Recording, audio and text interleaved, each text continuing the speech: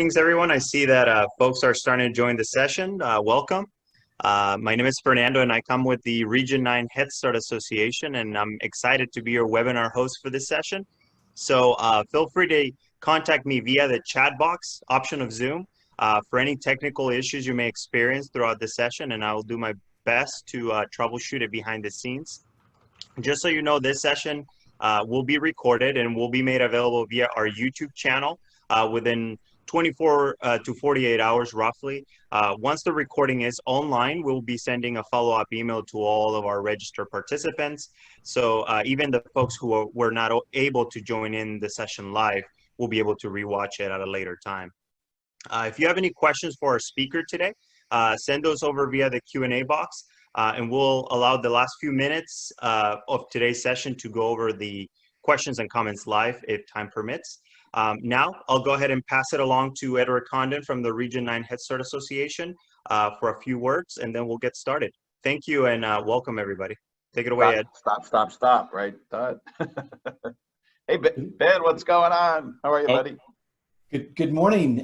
Welcome to our webinar with Peter Dunn, and we'll have Peter on in just a minute. Before we do, I'm pleased to introduce you to a very special part of our association, a gentleman who has been very instrumental in really bringing the association to a new level in the work that we do, particularly with our scholarship and awards program. Region 9 Head Start Association works year-round to build capacity for our grantee partners, the agencies in the West that we serve and who are members of the association. A couple of years ago, we had a opportunity to meet George Fraser, and at that time sort of think about something that would be very special for this community. And George really took on a challenge, and he'll share with you in just a minute a little bit about the results of the work that we've done in partnership with him and his team. But first, in addition to really thanking George, I also want to thank Mitch Haber with OneAmerica, who's on the call today and has sponsored our work here with Peter, this webinar, as well as our friends from Nuveen, who have been big supporters of our scholarship and awards program that Region 9 has really driven hard the last few years. So with that, I want to again thank all of the folks who are on the call. Thanks for shouting out where you're from. I'd love to see all the different states and regions, so let us know what towns and agencies you're from. That's always great to see. And with that, I'll turn it over to George. George, good morning. Welcome from, I think you're up in Canada today. Ed, I am in the Hawaii of Canada, Nova Scotia, which is where I was born and bred. So I'm back visiting with family, and I'm actually in quarantine right now. And as I just was sharing, COVID-19 has meant to me COVID-19 new pounds. So when I arrived here, I asked my sister, who was stocking my refrigerator, I only wanted spinach and chicken. So day one in, down 4 pounds. Is that water weight? I'm not sure. But anyway, it felt good to get on the scales. Welcome to everyone, and thanks so much for joining us today. And special thanks to OneAmerica and Nuveen Investments, Mitch Haber and Brendan McCarthy from Nuveen for the support of this program. I can tell you that my career has spanned the country and in different kinds of positions. The most rewarding work I have done in my career has been having an opportunity to work with you folks at Head Start. And, you know, quite frankly, I didn't know what Head Start was till about 3 years ago. But now I do, and I am a fan beyond belief. I tell everybody about the fine work that you folks do, and opt to have more involved. So it's been kind of a crazy time, as we know. Markets, and by the way, one of the things that we do, my business is running retirement plans, and I actually have several with Head Start programs and anxious to do more. So I have to make sure that people understand what's happening in the stock market these days and with their investments for retirement.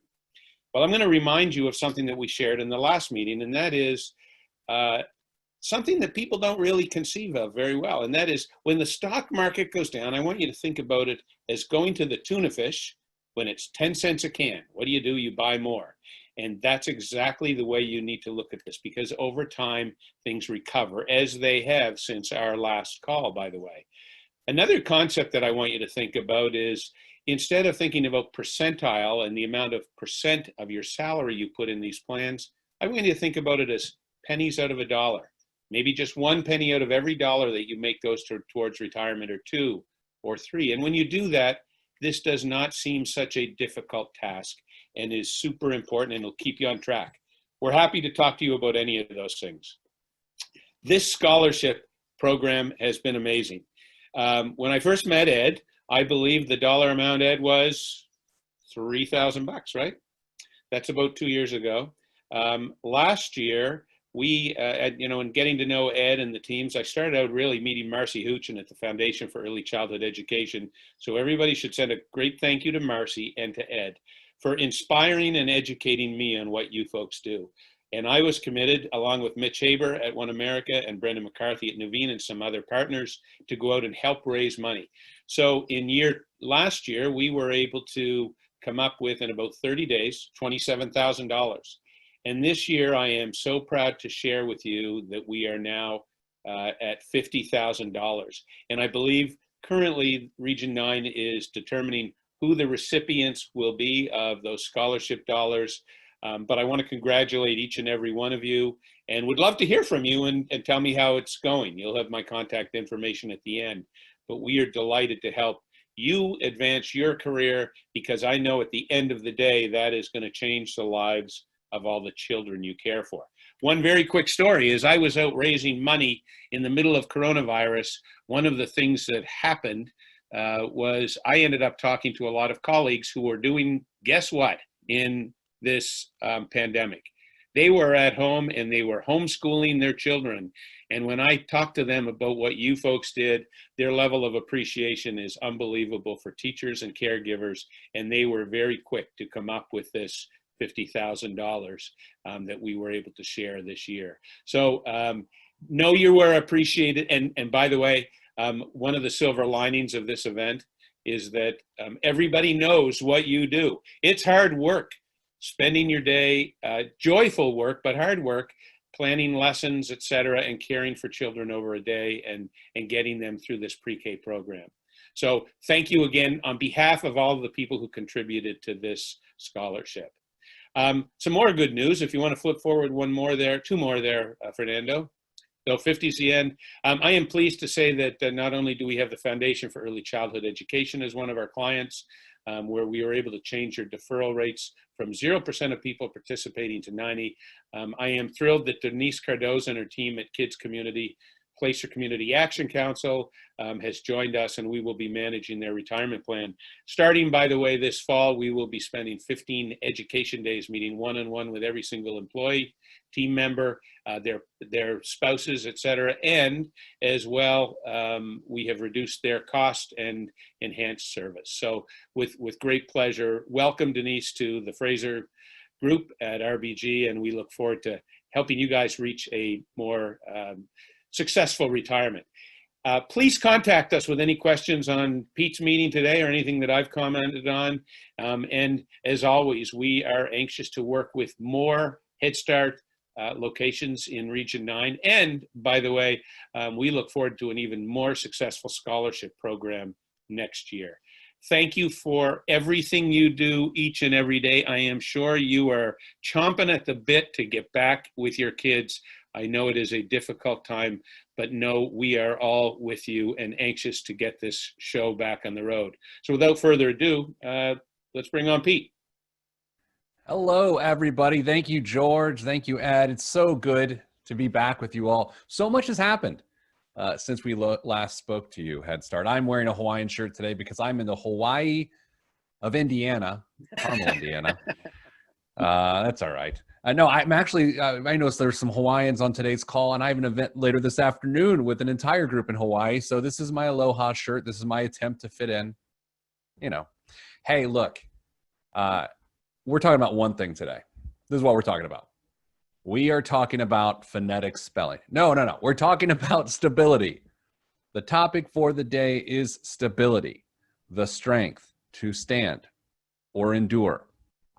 Here's why. So my company, Your Moneyline, what we do is we're financial problem solvers. So people call us, whatever they're dealing with, whether it's investing or whatever, they call us, we fix problems, right? So of the 4,000 calls we've received in the last couple months, there's one factor that separates people in terms of their ability to quickly snap back to their normal and people who can't snap back as quickly, and that is stability. So what we're going to do today is I'm going to tell you and show you what it is to be stable. How can you evaluate your own stability? The fact of the matter is there's a lot of people who got a flat tire financially in the last few months, and when they went around to the trunk of their car and opened it up, there was no spare tire. And so we need to make sure that we can get a spare tire in your trunk, and I'm going to help you understand how. Now, it's really important that you understand something here. You may learn today that based on, your significant other's job loss or income loss, or let's say your financial situation has changed greatly in the last few months, you may find out today that you don't have much stability at all. I want you to know from every ounce of me, it's okay. It's okay, because we need to find a way to bounce you back. All right. This is not a judgmental situation. This is, I'm going to hit you with some facts, and then I'm going to help you rebuild this thing, because we are in the rebuild now. Now it's going to go like this. I think late July and early August, I think you're going to see a lot more economic uncertainty. It won't be as bad as March or April, but it's definitely going to feel worse than it feels now and how it's felt in May. So it's with that, we have to hit one thing that we hit last time, and it's really important that you go ahead and try to mentally place yourself into one of these groups, because placing yourself in one of these groups really helps frame all that is next. So there's three groups of people in our country right now. There are people who have been greatly impacted financially by as to what's going on. So for instance, your significant other, had their hours cut, or they lost their job, or maybe, you've been financially damaged in some way. So that's group one. And if I had to assign the percentage of Americans that I feel like adults that are in group one, I would say roughly 25% of Americans are in group one. Okay, 25%. That means we have 75% left to divvy up between the next two groups. Group two, these folks have not been financially damaged, but by the mere fact that they don't have the proper level of stability, which is the buzzword for the day. I should everyone scream. Every time I say the word stability, scream. And that way everyone around you, not on this webinar, will think you're crazy because you're just screaming at your computer. But every time I say the word stability, just think that it causes vulnerability. If you do not have stability, you are vulnerable to what is next. Here's the thing. There is a program within the CARES Act, which a lot of us know as the stimulus plan through the government. It's called the PPP, the Paycheck Protection Program. And many of us are exposed to it because we're part of small businesses. I read an article just the other day that 18% of small businesses who received Paycheck Protection Program funds plan on laying off staff when those funds are gone.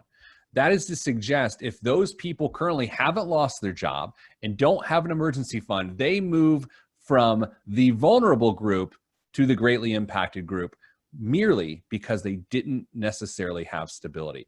65% of people, by my estimation, in our country are in that vulnerable group. Okay, so 25% in greatly impacted and 65% in vulnerable. And finally, we've got 10% in the quite stable group. Quite stable means you have not lost income, you've not lost employment, and you have a proper emergency fund and you have proper stability. Here's what you got to know though. A lot of us mistake comfort for stability. Comfort for stability.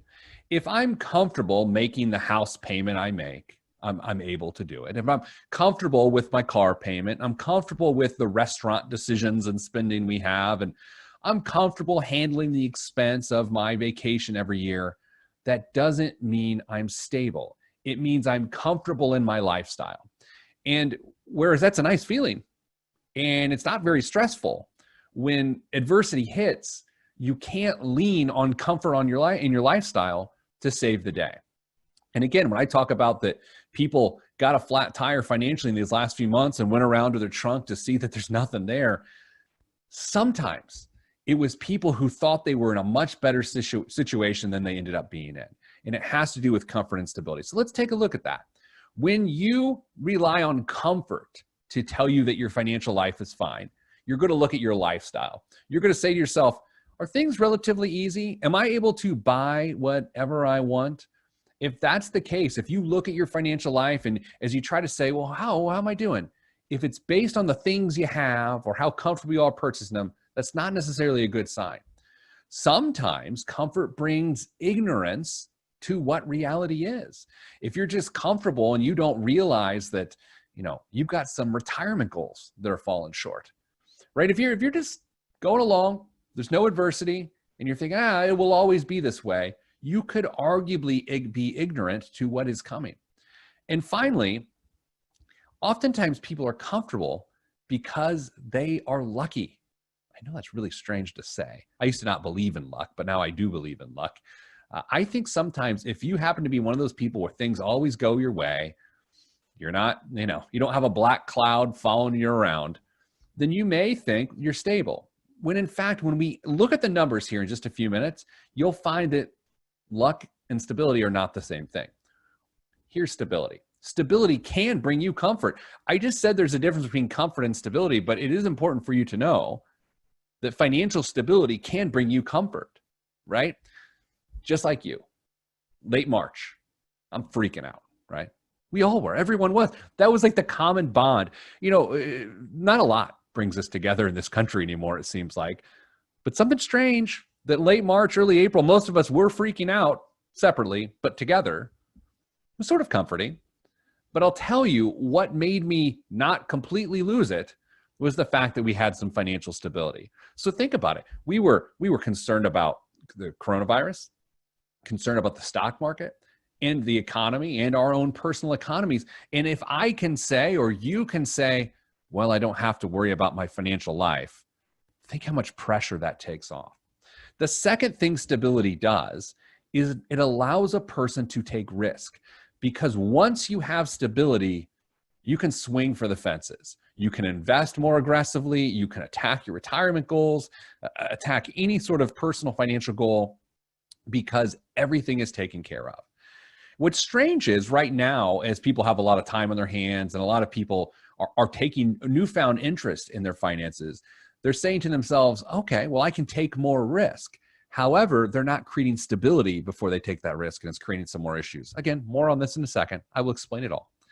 Finally, and this is the most important thing, I think, is we have to set personal standards. Having stability in your life means that you can set that as your standard. The easiest way to understand personal standards is to, I think I talked to you about this last time, is to think about when you go to lunch with a friend who happens to be a vegetarian.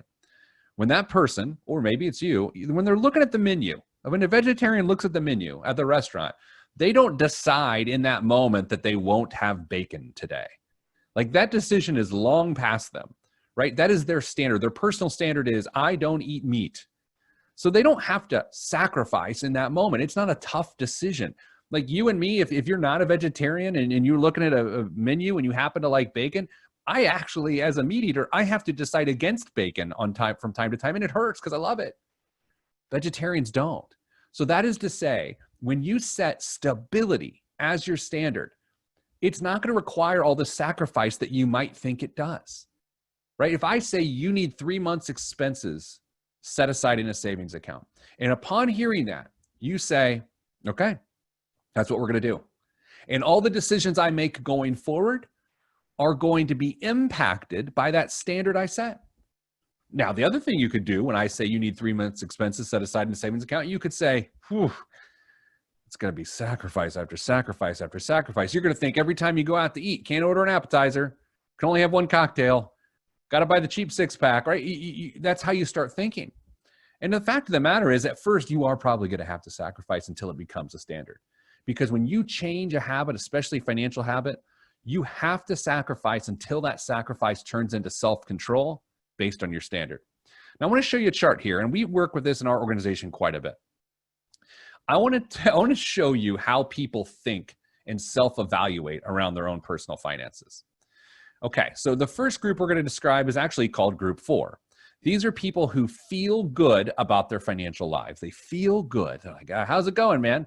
I feel pretty good. But in actuality, if you really measured it, it's not great. In fact, it's bad. So someone who thinks they're doing well, but they aren't doing well, they could be in denial. They could be suffering from ignorance or delusion. Now, what's fascinating about this to me is the more money you make, the more likely you are to be in Group 4. So often we evaluate our lives financially based on our income. And if you place too much onus on your income, then you can be in this situation. You may have no stability, but you have high income. The next group we look at are people who don't feel very good about their finances. And, justifiably so, they're not so great. But unfortunately, they've lost hope. George and Ed, we talked a little bit about hope here. Sometimes to keep it going, all you need is hope. And unfortunately, if you've been beaten down, if you can't catch a break, you feel defeated, despondent, and resigned, and you get to a point where you can't pull yourself out of that. Group 2. Group 2 are people who actually are doing pretty darn good, but it doesn't feel that way. So they have a lot of anxiety, they're nervous, they lack confidence. So they may have stability and not know it. And then finally, there's Group 1. I would say only about 5% of people are in this category. People who are doing very well, and it feels like it. So they're confident and calm and calculated. What I'd like you to do is, for a second, and try to be as honest as you can for your own benefit, what group do you think you're really in, especially as it relates to stability? So this is the best part of the program coming up. Why, you ask? Well, every other slide, you don't have to see my face. It's a full screen, so it's good for you, right? I want to share with you the 10 factors that my organization uses to determine whether or not a person is stable. Now, remember earlier when I said some of you might bump into some adversity here. I may name all 10 of these things, and you may find that all 10 of these factors you personally currently have a negative relationship with. It's okay. It's okay. I don't want you leaving today's event upset about that, mad. It's just how it is right now. But in understanding that you're challenged with those things, let's put a plan together to change it, okay? So here's the first thing, and this is very real, okay? First thing has to do with recent changes of income. Has your income decreased by 25% or more in the last 6 months? As we talked last time we had a chance to be together, this isn't necessarily you, but it could be your significant other that you share household finances with. But if you have had a change in income in the last 6 months to the tune of 25%, that is a huge sign that instability could be an issue. I also have to note, as we will talk much later, is that this is only solved, this problem is only solved when that income goes back up or you completely adjust your spending down to the new income level. I say that, it's obvious, but I say that because it's super important. Unless you cut your spending or unless your income goes up, this factor of instability can be an issue. All right. Are you ready for the next one? The next one is related to your ability to handle your bills. Have you been late on any payments in the last 60 days, or do you have any debts and collections? Have you been late on any payments in the last 60 days, or do you have any debts and collections? So here's what I've learned in talking to really tens of thousands of people one-on-one with their finances is I could say, hey, how's it going? And people are like, I'm good. I'm fine. And then we go through their financial life. We'll be 45 minutes into understanding the intricacies of their life. And then inevitably, someone says, well, I do have a couple debts and collections. See, to me, I wouldn't necessarily lead with that, but it should be in the first few minutes of the conversation because it means that you currently have a balance due to someone else. Again, not judging. I'm not upset. Doesn't make you a bad person or less than anyone else. It just means you got to clean that up. I know in the financial world, there are ways that people try to show you how to avoid those obligations that you have and how to have them forgiven and all this and that. And maybe that's your thing. I'll just tell you this. If you have bills and collections, or you happen to be late in the last 60 days or so on some bills, it's a sign. And you can't ignore that sign. Because if you do, even when you think you have stability, when you walk around to that trunk and you look for that spare tire, it's not going to be there. Next factor, what percent of your income is fixed relative to your total income, including any commission, bonuses, overtime, and variable pay? This sounds confusing, but just listen for a half second here and I'll explain it. What percent of your income is fixed relative to your total income? Here's what that means. Let's say my base income is $30,000 a year, but with bonuses and overtime and commission, I could be at $50,000 a year. That means my base income is 60% of my total income, because 30,000 is 60% of 50,000. The higher your base income is relative to your total income, the more stable you are. If you happen to be in a situation where your base income is really low relative to your total income, that's a problem when stability gets involved. Here's a good example of that. A really high-end bartender, right? You may have a friend or family member or colleague, maybe back in the day you used to do it or you still do it on the side, that works as a bartender at a really high-end steakhouse or something like that. Well, they're probably making a minimum wage, but the tips makes their total income much, much higher, which creates major stability issues too. Next up, what is your emergency fund balance? Now, when we talk about stability, this has to be the first thing that comes to your mind. To me, an emergency fund is 3 months worth of expenses.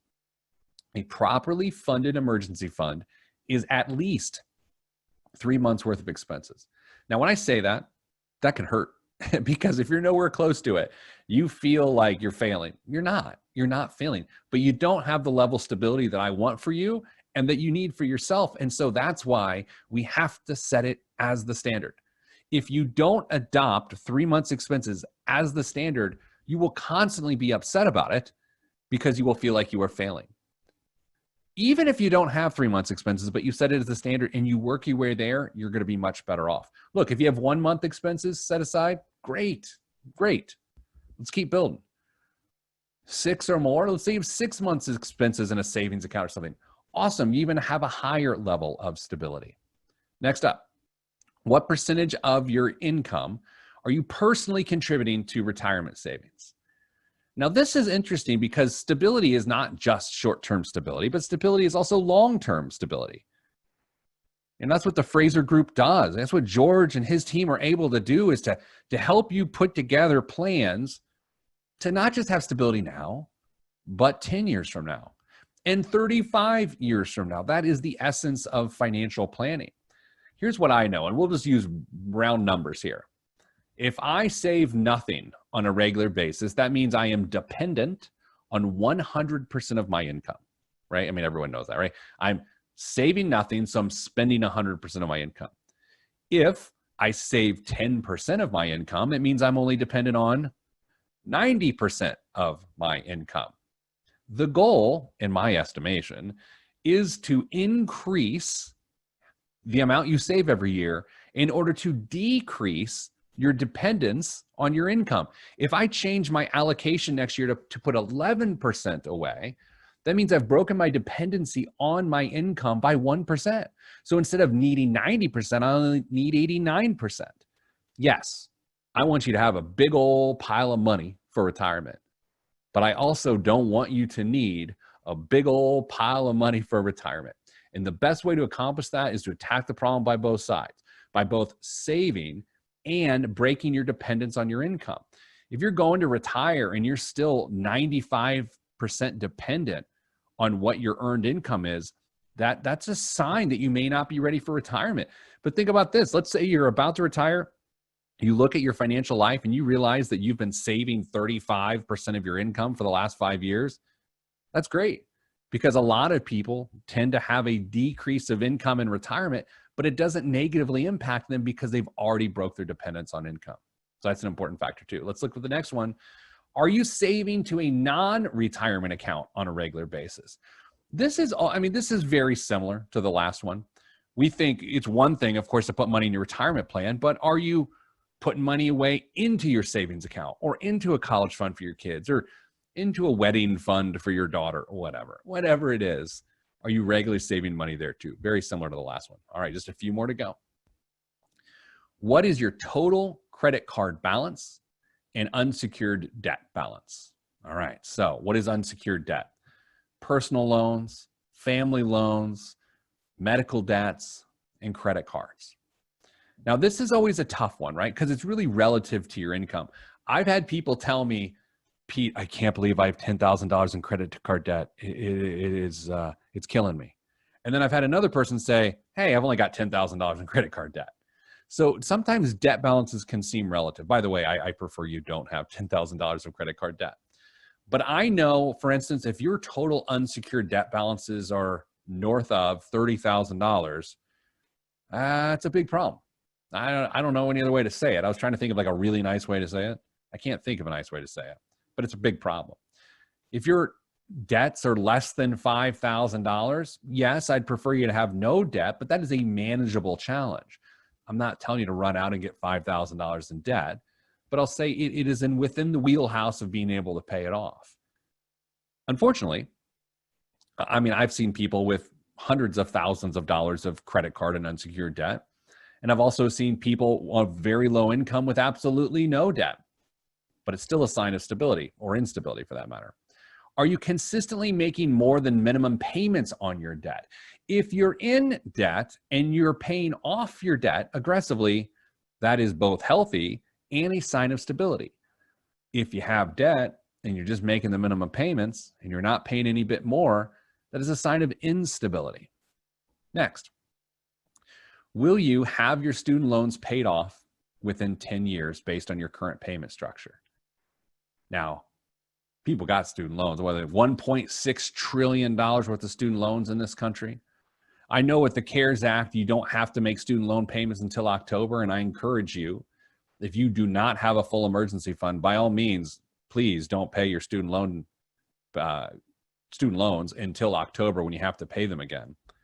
Talk to your loan servicer for more details. But if you can't pay off your student loans within 10 years and you don't qualify for public service student loan forgiveness, then we have to question the stability that's there. And by the way, this question is really more to Ed or Fernando. Can one of you guys send me a separate note about public service student loan forgiveness and how many of your folks you believe to be eligible for that? Because I want to follow up with an idea for you guys on that. I didn't want to forget. That's why I said it. Sorry. Telling people to do stuff. Next one. What percentage of your monthly household take-home income goes toward your housing payment? See, someone asked this in the question earlier. If a great deal of your income goes towards housing, if a great deal of your income goes towards housing, whether it's rent or a mortgage payment, that is a sign of instability. I'm not saying you're doing something wrong, right? I know in some areas of the country, and some of those areas are the areas in which you live, you have no choice, okay? So you got to listen very carefully here. I'm not saying you're doing something wrong, but I'm saying it can cause instability. Okay, so those are the 10 factors. And here's what you have to understand about these 10 factors. If you're in a bad spot on one of them and you can't do much about it based on maybe where you live, then you have to turn your attention to one of the other 9 factors that are still there and make sure that it's in a good spot. Now, here's what we need to deal with. We're gonna split into the 3 groups we talked about earlier. As I was going through this, inevitably, there are people on this call today that got this look on their face the entire time. Very uncomfortable, cringy, like factor 1, oh, factor 2, oh, factor 3. Like nothing was going well. And you know what? Like I said, it's going to be okay. So here's what we need to focus on. If that is you and you are not yet stable, you have to identify your primary challenge. You have to. I think sometimes when life seems overwhelming, when our finances seem overwhelming, you just don't even know which demon to slay. You know, you've got so many things coming at you. Having done this for a very long time, I can tell you the smartest thing you can do is to say, what is the biggest problem in your financial life? And look, that's a painful exercise. I'm sorry, it is a painful exercise. But of those 10 factors we went through, what do you believe to be the biggest challenge? Because honestly, let's say the biggest challenge is that your income's gone down by 25% in the last 6 months. Wow, that's a really big problem. Once it's solved, it's gone. It's gone, and the other factors of stability can take over. The second thing you have to do if you're in this group is to evaluate your tunnel. Okay, what in the world does that mean? You know the old idiom, you know, there's light at the end of I can finally see light at the end of the tunnel. If you cannot see light at the end of the tunnel right now, if you are so unstable when it comes to your financial life, I want you to understand you need to talk to someone to help you find the positive aspects. I'm not a find a silver lining sort of guy for no reason. I'm not, hey, let's look for the positivity in this. But you do have to know, if everything's looking bad, you do have to know where some relief will come. On top of that, let's say that you are not being realistic enough. For instance, let's say you have a family member that is currently receiving the $600 a week enhancement in terms of unemployment benefits that's going to end in July. If you've not thought about what to do when that is gone, and you are currently not a little bit nervous because that's just a few weeks away, I would say that you see a light at the end of the tunnel that may not be there, frankly. You need to make sure you have the right level of care around that. Finally, when things are bad, it is really hard to not only think about the moment, but 10 days from now, 30 days from now, and certainly 90 days from now. But what you need to do is you need to grab a calendar and start to map out what do the next 90 days actually look like. If I'm at a deep moment here, is this the bottom or is it going lower? Horribly scary exercise, but incredibly valuable. All right, group two. So group two are going to be people that maybe I said some stuff that scared you, but you did okay on the other factors that we mentioned. If that's the case, well, you're probably part of the 65% of Americans, the majority, that have that sort of situation. So you're currently stabilizing your financial life. Your focus has to be debt reduction, building an emergency fund, income allocation. What does that mean? Budgeting, right? Income allocation just means budgeting. And then finally, and this one's super important, and I mentioned it earlier, but it's really hard to do because it doesn't seem real. You have to set new stability standards for your household. You have to say, that's just the way it's going to be. I know that doesn't, I feel like sometimes when I talk like that, it feels like you're watching a talk show. It's all personal growth and there's very little action. But I'm telling you, you have to set a standard. You just have to set that rule. Finally, group three. If you're in group three, if the entire time I went through those factors, you were like, okay, all right, good, then you are stabilized. You are stable. So I want you to focus on growing your net worth. For the people that are not in group three right now, I just ask for some grace for the next couple of minutes as I talk about this, because an unfortunate reality of the time we're in right now is that people who are currently in group three are able to leverage that stability to do more, which is a really nice way to say that I believe the wealth gap in our country could grow, which I don't like, but I do like that people have stability, are able to build on that. Focus on growing your net worth if you're in group three. Drive your retirement plan contributions higher if you're in group three. If you have stability, your goal is to max out your retirement plan every single year. Talk to the Fraser group at RBG, and they can help you with that. Set specific time-sensitive financial goals. So if you're doing fine and retirement's looking good, let's start looking at retirement dates and retirement years.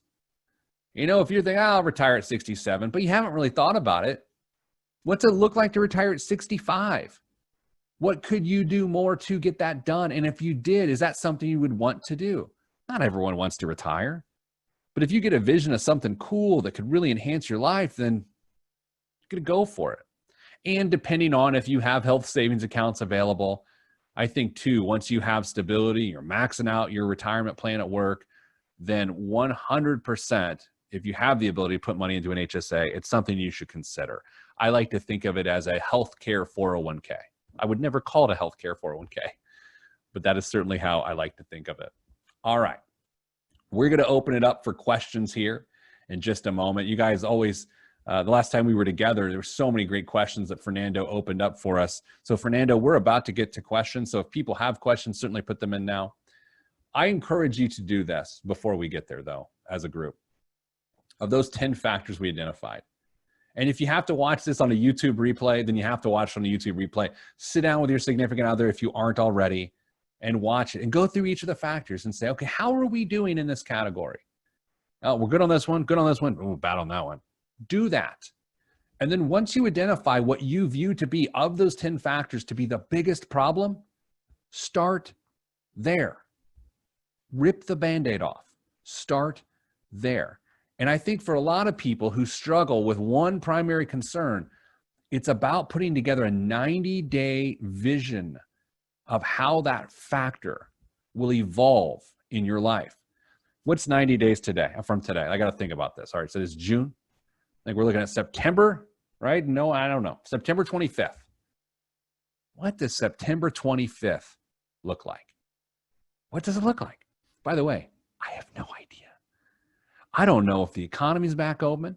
I don't know if I have to wear a mask to walk around my house. I don't know what is going on in 90 days. But when it comes to your personal finances, you should be able to look at, okay, our income should still be this. We've done a pretty good job cutting expenses. And because of that, our emergency fund balance should be growing over these next 3 months. So our balance should be this. We'll have 1 month left before we have to start paying our student loans again, because those start back up in October. So that 90-day plan should matter quite a bit. So I'm going to bring my newish friend, Fernando, on. I think he's going to help us with some questions here. Fernando, questions coming in that we can work through together? Absolutely. Thanks, Pete. So we have a question from Lakeisha. She asks, is it really possible to save and have a really nice savings when you live paycheck to paycheck? That's a great question. Thank you for asking it. And I'm glad you asked that question because a lot of other people are thinking it. They really are. First, I want to say there's a lot of stress with living paycheck to paycheck because the reality is you're doing the best you can. You're not necessarily doing anything wrong. It's just the reality of your pay and how your expenses and maybe where you live. Sometimes when you are living paycheck to paycheck, you got to catch a break in order to create that savings. And here are some different ways you can do that. Depending on your pay frequency, sometimes you may have a month in which you get an extra paycheck. If that is the case, that is a great way to create a little bit of a buffer, to create a little bit of a savings. Another way to create savings, which is tough because of our habits, is if you happen to get a tax refund check, you can use that to create savings. Unfortunately, a lot of people do this. And by the way, I used to do this too, is if you got a tax refund check, you always looked for it to bail you out, right? Maybe bail you out from the holidays at the end of the year. And then by the time tax time rolls around, it wipes out any trouble you have. And a third way, and again, I don't suggest this next way lightly. I say it respectfully, is that even a part-time job can help get that cushion. And when that cushion is there, then you can pull back from that. I say that respectfully. I'm not the go get a second job guy. Look, if it's possible, if your time allows it, and if it's within your family's ability to do that, it can build the savings. Because even if you're living paycheck to paycheck, once that emergency fund gets close to where it needs to go, you have stability and you're good to go, right? It's the stability that allows you to live your life. It's not like you have to work a second job all the time, or you always have to wait for your tax refund check. It's once you achieve that emergency fund. And if you have to use it for something, an emergency, fine, but then you have to refill it from there. So that's how you do it. It's not easy, but that's how you do it. Fernando, what's next? So Amanda asks, for those who don't have a good income, what could they do to feel more comfortable and stable? It's a great question. You know, sometimes people keep telling you, well, cut expenses, put together a budget, put together a budget.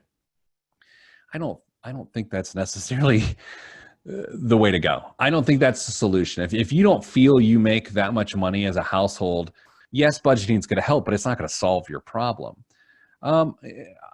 I think in some instances, very frankly, because I'm not here to say something that's not true. In some cases, finding a way to bring more income into the household is the only solution, right? There's only two solutions to a financial challenge, right?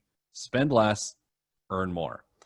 And if your income level, your household income level is at the point where spending less doesn't help, right? Maybe you don't have cable. Maybe you're not spending much on groceries. You have one car or you walk to work. If that's the case, I can't keep telling you to spend less. There's nothing, you can't do that. The income has to change in that area. So I would also say this, and this isn't fun to say, not fun to hear.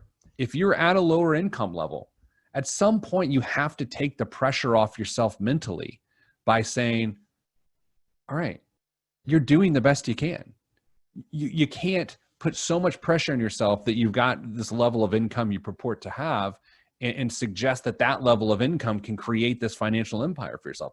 I think sometimes people put too much pressure and unrealistic expectations on the numbers. And so I think it's important to keep that in mind. Fernando? So Kim asks, can you address the pros and cons of refinancing a house loan? Yeah, that's a great question. So to refinance a mortgage means you're going to start the clock over. So if you had a 30-year mortgage and you're 6 years into it and you were to go to another 30-year mortgage, that means that you're going to add 6 more years back on because you're going to get a new 30-year loan. If your goal on a refinance is to lower your payment because you need the cash flow for other things, building an emergency fund or paying off debt or something like that, then maybe you're comfortable with the refi, right? Maybe you're comfortable adding 6 more years to the loan, and maybe that makes sense. Now, there are other people who want to refinance for a completely different reason. They see that rates are lower, so they think they can pay off their house not 6 years longer, not by restarting the clock to 30 years, by cutting years, right? So let's say you're 6 years into a mortgage, which means technically you have 24 years left till it's paid off, and you see interest rates are really low. Maybe you get a 20-year mortgage. Maybe you get a 15-year mortgage and shave 4 to 9 years off. So those are the pros. The cons, well, there's the expense, of course, to refinance your mortgage. It's not free. You're going to have to pay fees, a couple $1,000s sometimes. Also, if you don't have a lot of stability and you don't have a lot of income stability, there's the possibility that you increase your mortgage payment, especially if you're trying to cut years. I like refinancing, but you have to know why you're trying to do it. If you're just trying to cut your payment so you can spend the money on something else, then you're going to lengthen the period of your loan. If you're trying to pay less interest over a long period of time and shorten that period of time, then you would want to cut the years on your mortgage. Fernando? We have a question from Lydia. She asks, is a mutual fund a good idea to invest money at this time? Lydia, that's a great question. Thank you for asking it. I like these questions. Every question you guys are asking, I appreciate you asking them because other people have the same question and you took it upon yourself to ask it. So a mutual fund is a diverse investment. So instead of investing in one company and you hope that company does well, a mutual fund is actually a group of a group of stocks, sometimes 300 to 500 different companies all in this one mutual fund, and you just own one share of the collective group of those investments. Why that's good is, let's take 2 examples. Let's say I find a company down the street that sells pants and I want to buy stock or I want to own a piece of that. So if the pants company does well, I do well. But if the pants company goes down, well, that's a problem. I did say the pants go down. That's sort of an awkward metaphor now. But anyway, If the pants company decreases, then I could lose all my money because it's all tied up based on those pants. However, if I invest in a mutual fund that has 300 to 500 different types of companies in it, even if the pants company is one of those, then if it does bad, well, it's okay. There's 499 other companies in there that can keep my value up. Now, there's a lot of things like mutual funds. There's another thing called an exchange traded fund. And that's another type of diversified investment. That might be something you talk to the Fraser group about because it's very specific to your stability. Of course, in your retirement plan at work, I want you consistently, every paycheck, putting money away. And very frankly, I don't know exactly how your retirement fund is built, but it is likely filled with exchange traded funds and mutual funds. So you likely are already in those things. But to put extra money in those, to me, really relies on whether or not you have stability in your financial life. Fernando, what other questions are popping in? Becky asks, how do I freeze my credit? Oh, Becky. I don't want to start handing out questions of the day, but I do like that one. Hey, Fernando, can you help me out here? Can you Google Pete the Planner, 3 words, Pete the Planner, and freeze credit? And I wrote a blog post about that a few years ago. And if you would drop that link into the chat box, then it explains how to do it. You essentially have to contact all 3 credit bureaus. Sorry to give you homework, Fernando. That was kind of rude of me. There's 3 credit bureaus: Experian, Equifax, and TransUnion. There's the link. And you have to contact each of those 3. And when you do that, they're going to give you a PIN code. You have to remember your PIN code. You have to remember your PIN code. Because if you don't, it's really, really, really hard to unfreeze your credit. Freezing your credit prevents anyone from taking your identity, taking your social security number, and opening a new credit line without your information, without your knowledge, right? If you stole my personal identifiable information and went to a local department store, you could likely open a credit card at that store under my name, and I'd have to pay for it. But if my credit's frozen, there's no chance that you could do that. You couldn't do it. So that is a very good thing to do. Also, if I were to freeze my credit, which my credit is frozen, and all of your credit should be frozen too, when you freeze your credit, you also prevent pre-approved credit card offers from coming in the mail, which is also a good thing. Freezing your credit does not hurt your credit score, and it doesn't prevent you from spending money on your already open credit lines. It just locks down the ability of anyone to run your credit score in an attempt to borrow money. So if you click on that link, you can absolutely see the phone number to call to freeze your credit. There's 3 phone numbers you're gonna have to call. You have to do it independently, or you can click on the links and go right to the website and you can do it online as well. Do not lose your PIN code. Fernando, I think we have time for a couple more questions if there are still any. Yes, we actually have quite a bit of questions. So thanks everybody for sending the questions in. So Jamie asks, is your credit slate clean after 7 years? Yeah, that's a good question. I don't want to call that a myth, but in some instances, based on whatever is in your past, those past indiscretions do start to matter less after 7 years. It's never completely clean. And sometimes you have to make the decision, am I going to wait until something falls off, or am I going to try to address that problem and solve it by paying it off? The weird thing is you can get some zombie debt. I know that sounds made up, that term, but zombie debt is where a debt that was otherwise forgiven and ignored, but then a company can come along and buy it and then still come after you in collection. So it's not as simple as just improving your credit score by waiting 7 years. You have to, it's a little more nuanced than that. I wish I could give you a better answer than that, but it is, of all the questions asked today, that is the biggest. It depends. Fernando, let's do, you want to do one more?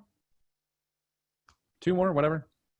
Yeah, so Amanda asks, for someone new to investing, how should one go about knowing how to invest? That's a great question, Amanda. You start with your risk tolerance, right? So I'm gonna be presumptuous here. Amanda, you probably aren't gonna know what to invest in, but what you should start with is how much risk can you handle, right? How much sleep will you lose at night if your investments start going like this? Some people, they don't care. Right? Honestly, some people, if the market's going like this, they sort of laugh at it. It'll be fine. And they're probably right. It probably will be fine. Other people, if it dips just a little bit, you're sweating at night, you can't go to sleep, You have to understand that about yourself. You have to. Before you even decide what to invest in, you have to decide how much you can deal with. Once you know what your risk tolerance is, that will determine how you pick your investments. You know, depending on your situation, George and the Fraser group can help you walk through and understand different types of investments. Diversified investments like exchange traded funds and mutual funds are a good way to start. But George and his team should be able to help you with that. Fernando, okay, I changed my mind. Let's do one more. One more. Okay, last question. I had it and I lost it. So Kim See, asks, what can you say about the online stock buying companies that seem to be popular now versus using a broker or planner? Well, I got to watch my language now because I get upset about those sometimes. Okay, so I'm a full disclosure person. I'm going to tell you the truth whether it hurts me or not. When I was in college, I day traded a lot during college, which means I didn't exactly go to class all the time. Sometimes I just sat in my room and traded stocks online. This was 1999, and that was a very popular thing to do. Well, it turns out in the last few months, that whole idea of speculative stock buying online with certain online brokers, if you know who I'm talking about, you know who I'm talking about, it's become very popular again. But the prudence of it hasn't changed. It generally does not make a lot of sense. The reason it doesn't make a lot of sense is because typically the people that are day trading don't have stability. Do you remember one of the slides? You know what? I'm going to find it. It's going to take me a half second, but we're going to find it. Do you remember one of my slides that said that you can take risk when you have stability? If you want to buy stocks online and do those sorts of things, fine, do it. But make sure you have stability. If you don't have stability, you have no business just buying individual stocks online and speculating. It is as bad as gambling. It's as bad as gambling on sports when you've never seen that sport played. Talk to a professional. There's a reason there's a giant financial industry. It's because of expertise. You don't want to gamble on your future, especially with securities. So it's with that. I don't want to end on a down note. I want to wish you good luck going forward. I'm so sorry that you're not out there able to do, all of you aren't able to go do your work in the communities in which you serve, but hopefully you will be soon. Stay vigilant.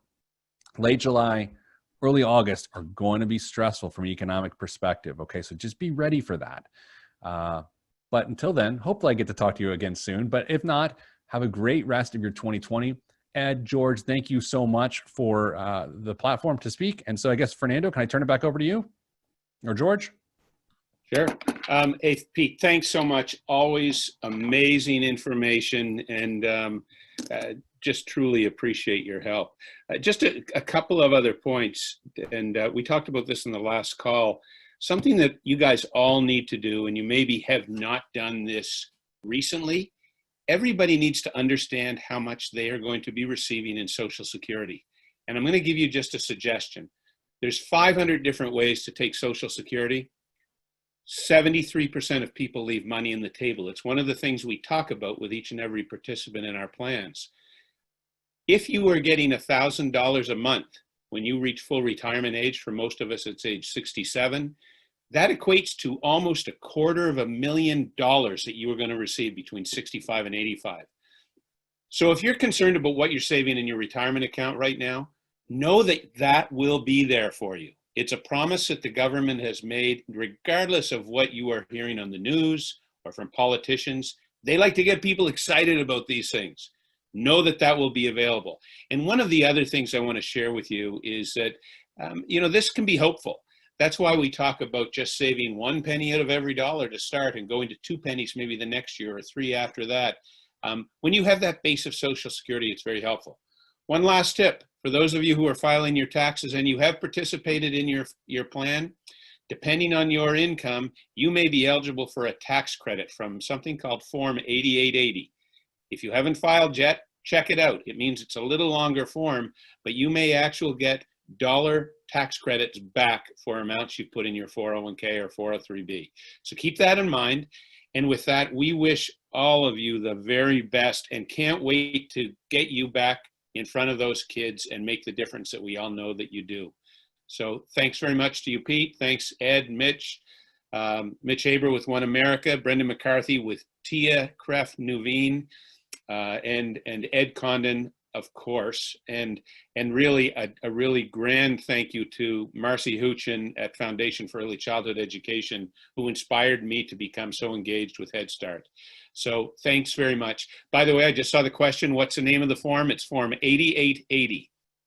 And it's something that absolutely everybody should take a look at when they're filing their taxes. And Fernando, thanks for all the hard work on this.